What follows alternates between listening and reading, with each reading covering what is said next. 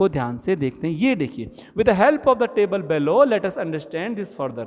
अब हम समझने की कोशिश करते हैं बच्चों, सरकार कैसे बनती है, मेजॉरिटी कैसे आती है, बहुमत कैसे मिलता है। ठीक है, अब बच्चों आप आंकड़ा देखिए, आपके पास जो बुक है बच्चों एनसीईआरटी की, उम्मीद करता हूँ आपके पास नई बुक होगी, हो सकता है अपडेटेड ना हो, मैंने इंटरनेट से डाउनलोड किया है तो उससे मैं अपडेटेड आपको डाटा दे रहा हूँ। आपके पास 2014 का डाटा होगा। तो बच्चों देखिए 2019 का डाटा देखते हैं। यहाँ पर क्या लिखा हो बच्चों, ध्यान से देखना है स्क्रीन पर, results of the 17th Lok Sabha elections May 2019, यानी 2019 में मई के महीने में भारत में चुनाव हुए। कौन से चुनाव हुए, संसदीय चुनाव हुए, और उनको हमने क्या कहते हैं, लोकसभा भी कहते हैं। लोकसभा के चुनाव हुए, या जिसको हम ये भी कहते हैं आम चुनाव हुए, किसको जनरल इलेक्शन भी कहा जाता है। लोकसभा इलेक्शंस, जनरल इलेक्शंस, आम चुनाव, सब क्या है, संसदीय चुनाव, एक ही बात है बच्चों। ठीक है, पर चलो लोकसभा के लिए चुनाव शुरू हो गए। जब चुनाव हो गए तो इनमें इसको हमारी जो देश में चुनाव हुए 17वीं बार हुए, 70 टाइम हो गए।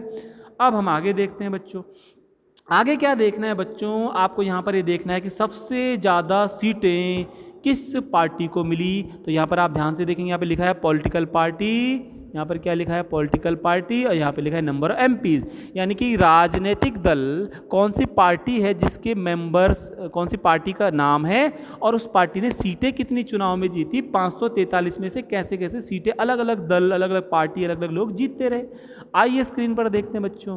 तो सबसे पहले आपको स्क्रीन पर देखना है, सबसे पहले कौन सी पार्टी है, नंबर 1 पार्टी जो चुनाव को जीतने के बाद बन गई, वो है भारतीय जनता पार्टी, बीजेपी, जिसके जो प्रधानमंत्री पद के उम्मीदवार, the candidate for the prime minister post was of Bharatiya Janata party was Narendra Modi थे। नरेंद्र मोदी थे ना, तो 303, तो नरेंद्र मोदी की जो वो ये जो लीडरशिप में लड़ा थे, उन्होंने 303 सीटें जीती। तो 543 में से 303 सीटें कौन जीत गया, कौन जीत गया, भारतीय जनता पार्टी। और पहले से बता रखा था कि प्रधानमंत्री किसको बनाएंगे, नरेंद्र मोदी को, तो 303 हो गया।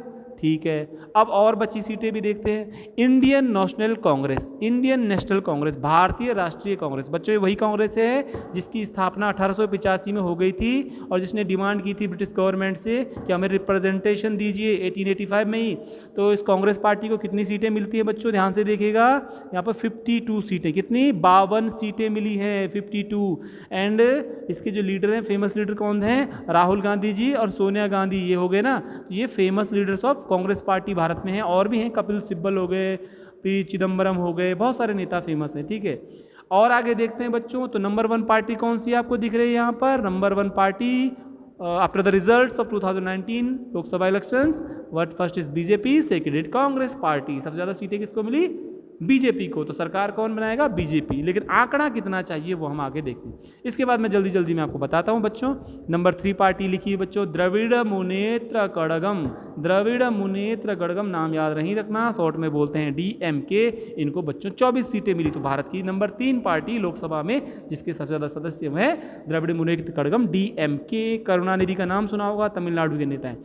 फिर आता बच्चों all India Trinamool Congress, AITC, all India Trinamool Congress, यानी ममता बनर्जी जिस पार्टी के अध्यक्ष थी, और बंगाल की नेता है ममता बनर्जी, बंगाल की मुख्यमंत्री हैं। तो उनकी पार्टी को कितनी सीटें मिली आप देखेंगे तो 52 सीटें मिली, नहीं 52 सीटें मिली। इसके बाद आपका युवजन श्रमिक ऋतु कांग्रेस पार्टी। अब ये पार्टी बच्चों थोड़ा सा मैं इस बारे में नहीं जानता हूँ, पता करके आपको बताऊंगा डिटेल्स को। अभी 1 मिनट रोकते हैं, फिर मैं आपको बताता हूँ कि इस पार्टी के लीडर्स कौन हैं। ठीक है बच्चों,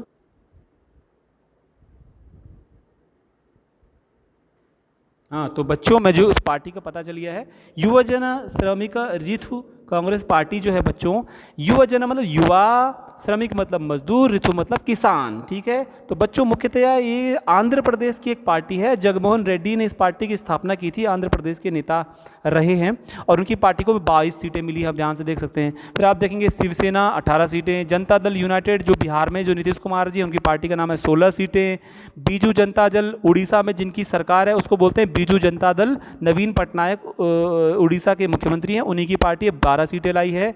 बहुजन समाज पार्टी बीएसपी जो है बच्चों बच्चों, ये मायावती जी की पार्टी है। मायावती आपने नाम सुना होगा, मायावती, तो ये भी इसकी अध्यक्ष हैं। इनकी 10 सीटें हैं। तेलंगाना राष्ट्र समिति, ये तेलंगाना एक स्टेट है बच्चों, वहाँ पर TRS पार्टी है, चंद्रशेखर राव प्रमुख है, 9 सीटें हैं। लोक जनशक्ति पार्टी, रामविलास पासवान जी नेता हैं, 5 सीटें हैं। समाजवादी पार्टी की 5 सीटें हैं बच्चों, मुलायम सिंह यादव जी हो गए। इसी तरह बच्चों इंडिपेंडेंट्स यानी जो व्यक्तिगत, जो पर्सनली लोग चुनाव करते हैं, किसी पार्टी से बिलोंग नहीं करते, वो 4 लोग हैं। NCP शरद पवार के 4, बहुत सारे बच्चों, मैं आपको नहीं बता रहा हूँ, वीडियो बहुत लंबा हो जाएगा, पढ़ लीजिएगा इसको। आम आदमी की पार्टी के मेंबर देखते हैं तो आम आदमी पार्टी आपको देखेंगे स्क्रीन पर, तो एक मेंबर आम आदमी पार्टी का भी है। ठीक है, तो बहुत सारी पार्टीज है, ध्यान दी कितनी पार्टीज है। तो 543 में से आपने देखा बच्चों की सीटें कैसे बढ़ गई, 1 1 1 1 1 3 3 2 3 5 10 12 12। लेकिन नंबर 1 पार्टी कौन सी है? Bharatiya Janata party. Number 2 party कौन सी है? Indian National Congress. और नंबर 3 पार्टी कौन सी है? Dravida Munnetra Kazhagam DMK party. तो बच्चों आपको मैंने पहले ही बताया था कि आपको निकालना है 50% 543 का। किसका? 543 का आपको निकालना है 50%। तो 543 अपॉन 2, 543 अपॉन 2 जब आप करेंगे बच्चों तो आपके पास निकलेगा आंकड़ा 272। कितना निकलेगा? 272 या 271.5, यानी कि आप 270, यानी कि हमको 272 सीटें सरकार बनाने के लिए चाहिए। तो जो पार्टी 272 सीटें जीत जाती है भारत के लोकसभा चुनाव में, वो सरकार बना लेती है। जिस पार्टी को 272 सीटें या 272 सीटें मिलने वाली पार्टी अपने गवर्नमेंट को बना लेती है। भारत में 270 सीट्स जिसको मिलती है। लेकिन यहाँ पर बीजेपी कितने लिए आई? 303। कितने लिए आई? 303। तो प्लस मतलब कितना है?